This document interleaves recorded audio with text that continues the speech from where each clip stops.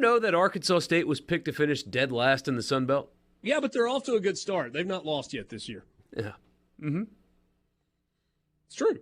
No, I know, but that doesn't change that fact.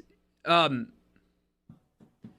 we said yesterday, I think it bears repeating, though, because this is just kind of the state that they're in. Teams can improve from week 1 to week 17. Happens in the NFL all the time. Happens in college football. Teams can get better during the course of a season. It has happened before. It will possibly happen again. At the present, Ole Miss is a bad baseball team. And at the present, it might be a bad program. Because it's an almost entirely new roster that's doing the same thing that won 6 conference games last year. Ole Miss pitched well enough to win yesterday, right? They rolled 4 pitchers out there. Mason Morris, the starter, went 4 innings, gave up 2 earned runs. And if Ole Miss is able to turn a double play in the first inning, it's 1 earned run. Wes Mendez was not as good in his second outing as he was in his first outing. 2 innings, 3 hits, 2 runs.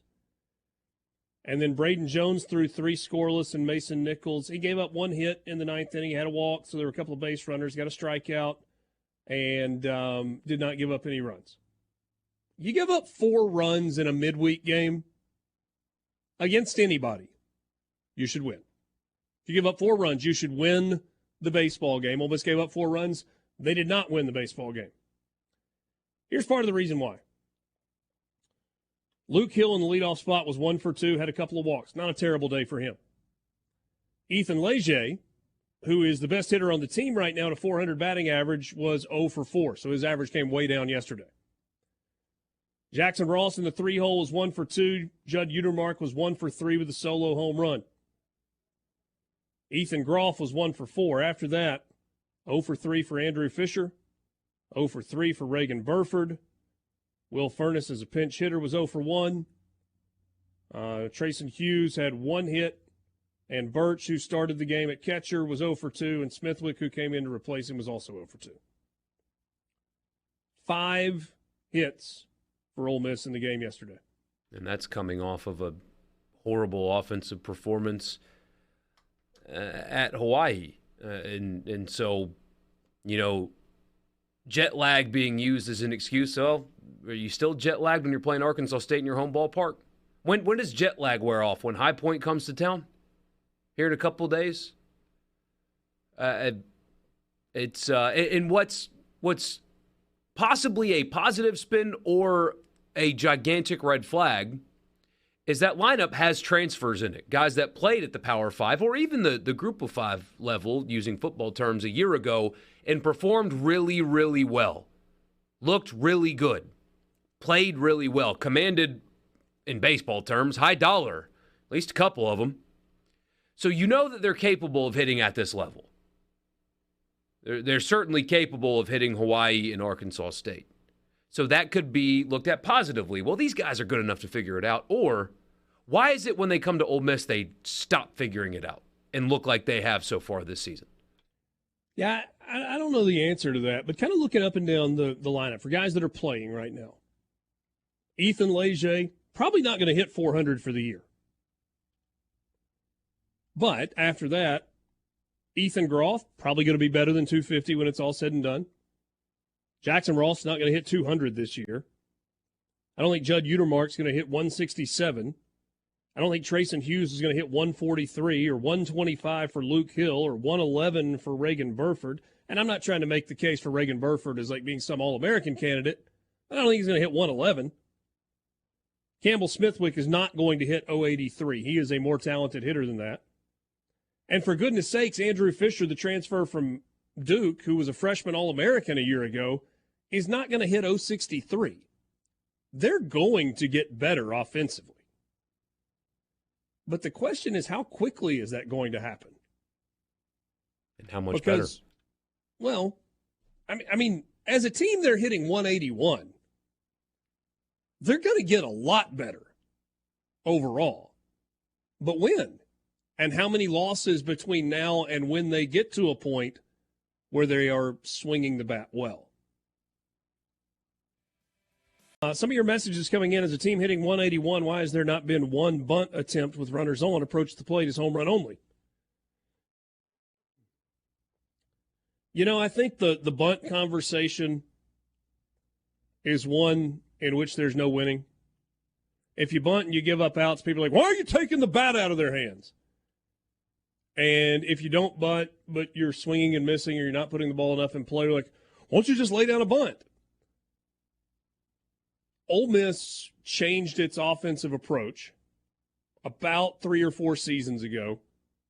There were few questions that were asked as much as why Mike Bianco was bunting so much for the first, 15 to 18 years that he was at Ole Miss.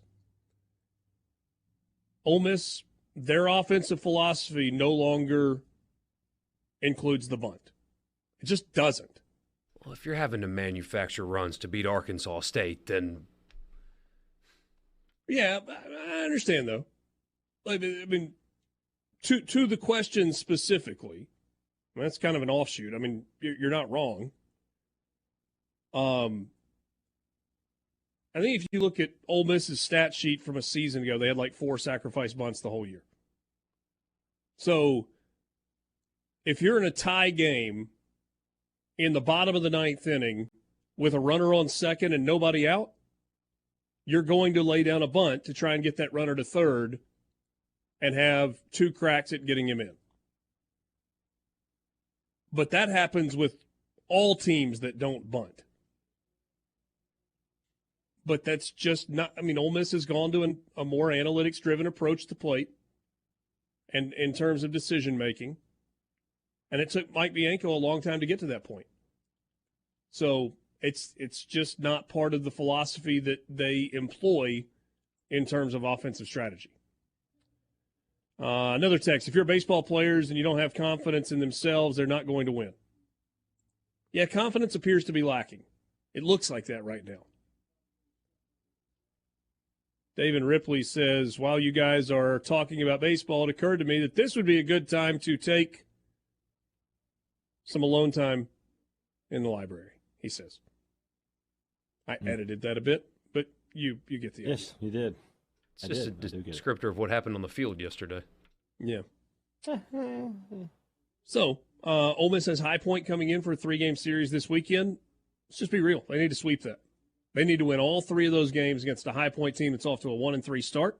And the 2 midweeks following them. They need to beat Little Rock and they need to beat Missouri State. And they need to do it in a way that builds some of the confidence that we're talking about. They win those next 5 games, then they go from 2-3 to 7-3. And they feel a little bit better about themselves with a really big non-conference series when Iowa comes to town with a bona fide ace on that staff. So, not a great baseball afternoon and evening in Oxford outside the fact that the weather was spectacular and the crowd was pretty decent. I don't even know what they announced for the crowd yesterday. I'm sure it was in the 9,000 range. I can tell you right here. Maybe bigger than that. 10,189. There weren't that many people there.